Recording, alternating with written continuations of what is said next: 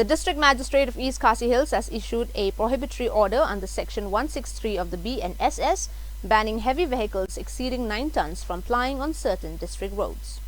The order follows reports that overloaded vehicles have damaged portions of the Mau Maram Nongthleo Maumi Maulandeb road, posing risks to pedestrians and villagers due to the narrow road width. Violators will face prosecution under Section 223 of the BNS. The order has come into immediate effect and will remain in force until further notice.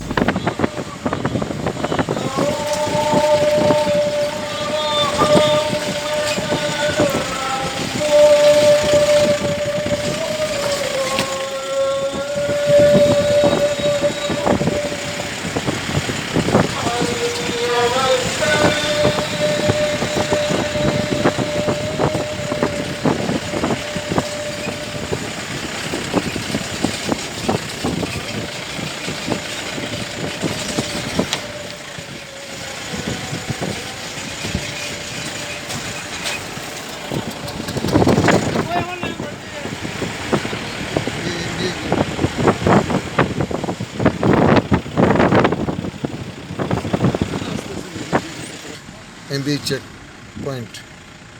Yeah, ne.